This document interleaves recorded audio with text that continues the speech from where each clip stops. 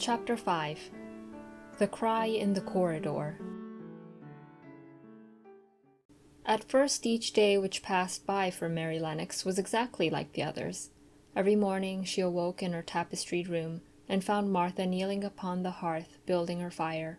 Every morning she ate her breakfast in the nursery, which had nothing amusing in it, and after each breakfast she gazed out of the window across to the huge moor, which seemed to spread out on all sides and climb up to the sky, and after she had stared for a while she realized that if she did not go out she would have to stay in and do nothing, and so she went out.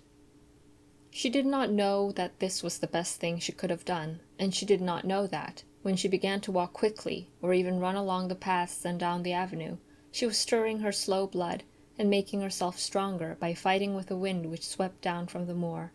She ran only to make herself warm, and she hated the wind, which rushed at her face and roared and held her back as if it were some giant she could not see. But the big breaths of rough, fresh air blown over the heather filled her lungs with something which was good for her whole thin body, and whipped some red color into her cheeks, and brightened her dull eyes when she did not know anything about it. But after a few days spent almost entirely out of doors, she wakened one morning knowing what it was to be hungry, and when she sat down to her breakfast, she did not glance disdainfully at her porridge and push it away, but took up her spoon and began to eat it, and went on eating it until her bowl was empty. "Tha got on well enough with that this morning, didn't tha?" said Martha.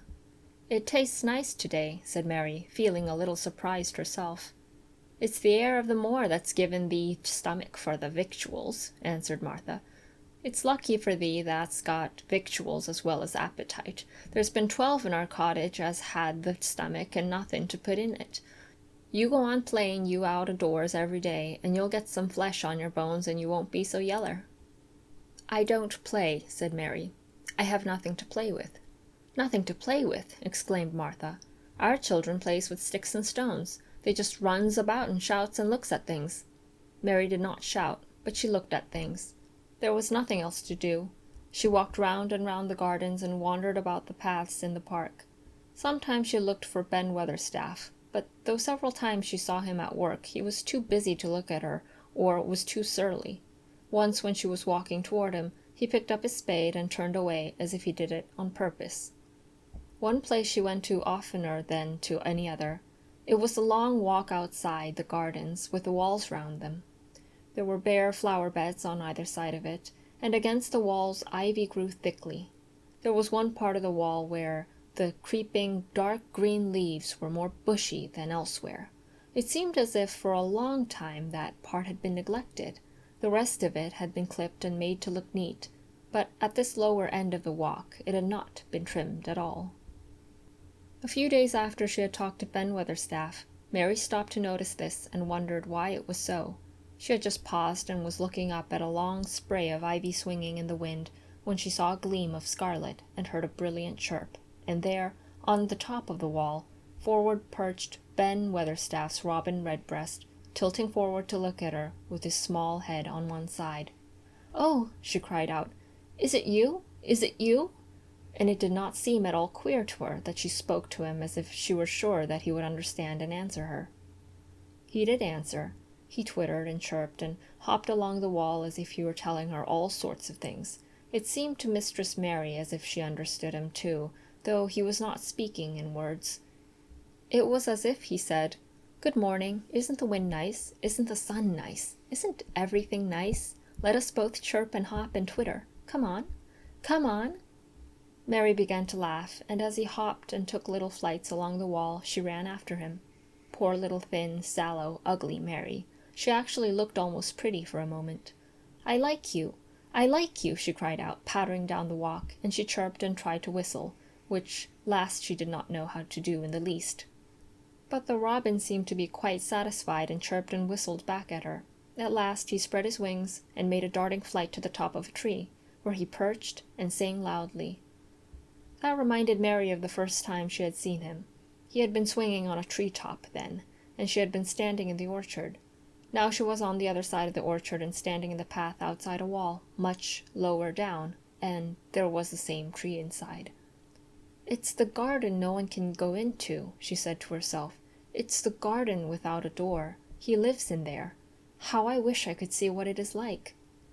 She ran up the walk to the green door she had entered the first morning. Then she ran down the path through the other door, and then into the orchard.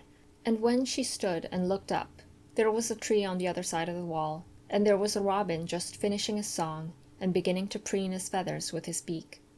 "It is the garden," she said. "I am sure it is." She walked round and looked closely at the side of the orchard wall, but she only found what she had found before, that there was no door in it.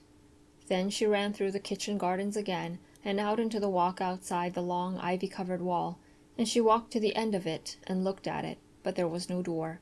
And then she walked to the other end, looking again, but there was no door. "It's very queer," she said. "Ben Weatherstaff said there was no door, and there is no door.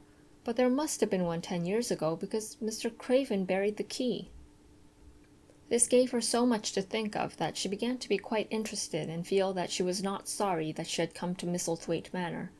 In India she had always felt hot and too languid to care much about anything. The fact was that the fresh wind from the moor had begun to blow the cobwebs out of her young brain and to waken her up a little. She stayed out of doors nearly all day, and when she sat down to her supper at night, she felt hungry and drowsy and comfortable. She did not feel cross when Martha chattered away. She felt as if she rather liked to hear, and at last she thought she would ask her a question. She asked it after she had finished her supper and had sat down on the hearth rug before the fire. "Why did Mr. Craven hate the garden?" she said. She had made Martha stay with her, and Martha had not objected at all.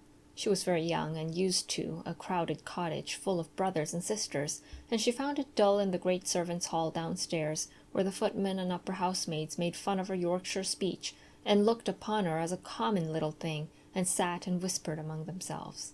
Martha liked to talk, and the strange child who had lived in India, and been waited upon by blacks, was novelty enough to attract her.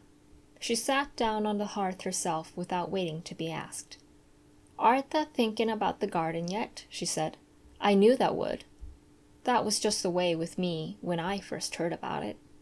"Why did he hate it?" Mary persisted. Martha tucked her feet under her and made herself quite comfortable. "Listen to the wind wuthering round the house," she said. "You could bear stand up on the moor if you was out on it tonight." Mary did not know what wuthering meant until she listened, and then she understood. It must mean that hollow, shuddering sort of roar which rushed round and round the house as if the giant no one could see were buffeting it and beating at the walls and windows to try to break in. But one knew he could not get in, and somehow it made one feel very safe and warm inside a room with a red coal fire. "But why did he hate it so?" she asked, after she had listened. She intended to know if Martha did. Then Martha gave up her store of knowledge. "Mind," she said, "Mrs. Medlock said it's not to be talked about. There's lots of things in this place that's not to be talked over. That's Mr. Craven's orders. His troubles are none servant's business, he says. But for the garden he wouldn't be like he is. It was Mrs. Craven's garden that she had made when first they were married, and she just loved it, and they used to tend to the flowers themselves, and none of the gardeners would ever let to go in. Him and her used to go in and shut the door and stay there hours and hours reading and talking, and she was just a bit of a girl, and there was an old tree with a branch bent like a seat on it, and she made roses grow over it, and she used to sit there. But one day when she was sitting there, the branch broke, and she fell on the ground and was hurt so bad that next day she died. The doctors thought he'd go out of his mind and die too. That's why he hates it. No one's never gone in since, and he won't let anyone talk about it." Mary did not ask any more questions. She looked at the red fire and listened to the wind wuthering. It seemed to be wuthering louder than ever. At that moment, a very good thing was happening to her. 4 good things had happened to her, in fact, since she came to Misselthwaite Manor. She had felt as if she had understood a robin, and that he had understood her. She had run in the wind until her blood had grown warm. She had been healthily hungry for the first time in her life, and she had found out what it was to be sorry for someone. But as she was listening to the wind, she began to listen to something else. She did not know what it was, because at first she could scarcely distinguish it from the wind itself. It was a curious sound. It seemed almost as if a child were crying somewhere. Sometimes the wind sounded rather like a child crying, but presently Mistress Mary felt quite sure the sound was inside the house, not outside it. It was far away, but it was inside. She turned round and looked at Martha. "Do you hear anyone crying?" she said. Martha suddenly looked confused. "No," she answered, "it's the wind. Sometimes it sounds like as if someone was lost on the moor and wailin'. It got all sorts of sounds." "But listen," said Mary. "It's in the house, down one of those long corridors."